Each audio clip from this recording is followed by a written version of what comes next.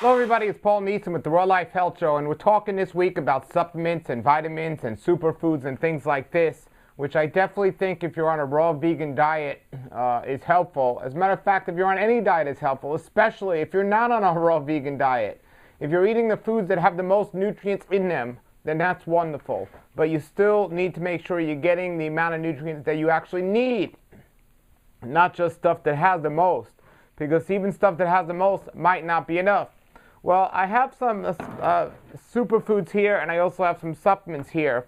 And by the way, a true superfood, I believe, is something that we can't normally get on a regular basis. So, for example, if I live somewhere around the world where they never had cucumbers or have cucumbers, to them, cucumbers would be a superfood. And yes, maybe somebody could make cucumber powder and make a cucumber juice and powder it down or something. That is a true superfood. A superfood is not what many people call it today, which is a stimulant or some other thing that we can normally get from our food or something else. And so these are things we want to be careful with. So that's what I think a superfood is. Now, when we look at another definition of it, it would be the vitamins and the minerals that are in that superfood, that we want to make sure that since it's in a concentrated amount. For example, I have some moringa powder here. I have at home a moringa tree. Well, if I take the leaves off the tree and eat them, yes, it's fresher and that's better. However, this is concentrated, meaning it's so much more in the powder than in a leaf, because you're eliminating the liquid out of it and concentrating it. The same thing with the barley max. So when these things are concentrated, the vitamins and minerals and nutrients there's just that much more in a less amount. Whereas if I added water to this, it'd be a lot more to consume, but it wouldn't have any more nutrients in it. And you can't consume all of that and get those nutrients. When you condense it, you can do those things. That's when you get things that are taken in capsule, like the whole food supplements in a capsule. They do things like that. Here's some vitamin mineral green. You can buy the powder or you can buy it in a capsule. It's both concentrated either way. But these are superfood powders. The moringa, the barley max, and the vitamin mineral green, and these are the three that I recommend. They're just absolutely wonderful. Now, there are things like E3 Live, which is a liquid algae. I highly recommend that for the chlorophyll amount in those. But these superfoods here are great, and they have a lot of herbs that we can't normally get, and they also have a lot of foods that we can get. They're available, but we just can't get them where we live. And they're good quality, organic, and that's why I like these items. And the barley max, what can you say? I mean, it just has so many nutrients, and it's just a great, important thing to add to our diet. Same thing for the moringa, which is getting more popular, but it's not popular yet. But this is, this has all the vitamins, and this is one of the best foods. There are places in Africa that live on these trees, on these foods, and you could use the whole tree. But then you get into something like a supplement. So here's a vitamin D supplement. Now this one is from Innate, and it's this company is called Innate. It's a Whole Foods. So it basically does come from food. But if you look at it, it's not a powder, it's not a capsule, and you want to make sure. Now this is a food. Now when I first got into the raw food diet, I would think there's no way this could be good for me. This could be natural for me. It just can't be. Look at it. It's a hard little pill. Well, I've come to think different now, and the reason why I appreciate things like this versus things like the superfoods, I'm going to tell you now. Even though this here is still a whole food, this company, Innate, it's a whole food, and there's a couple of other companies that do that as well. Here's the difference, in my opinion, between superfoods and just regular vitamins or supplements, vitamins. When you look at the superfoods, they can tell you how much often protein or carbohydrates are in something. But even this excellent product here by Health Force, the vitamin mineral green, which I highly recommend, they can tell you the fat, the carbohydrates, the sugars, and the protein, and the sodium per serving. So they can tell you that. That's a good thing. That's okay. However, when you're taking a vitamin that's in a pill form, what you're doing is, and sometimes it's in a powder form, sometimes in a liquid form, and they go by the amount of drops, but you're getting an exact amount of that nutrient in that vitamin or in that per serving. So this can tell me per serving I'm getting such and such amount of protein, and these can tell me per serving we're getting such and such amount of the carbohydrate things like that. But they're not telling you exactly the vitamin breakdown as would the actual vitamins will do. So the vitamins are important. Now, you don't just want to take, some people just take a multivitamin thinking they're covering all their things. You're wasting your time and you're wasting money. You want to take what you need. And it's great to take a multivitamin, but you want to also take other things too. And for example, here vitamin D3 this is, and it's 2,000 IUs. So that's 2,000 IUs.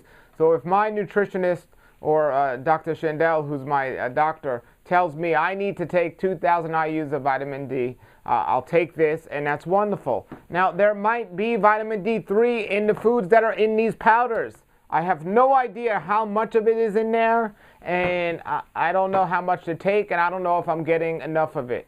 But this, I know exactly what I'm taking, and then I know when I go back to get tested, if I'm low, I have to raise it, and if I'm high, I can lower it, and so on. So this is why there's a lot of good that can come out of taking individual supplements and vitamin and things like that.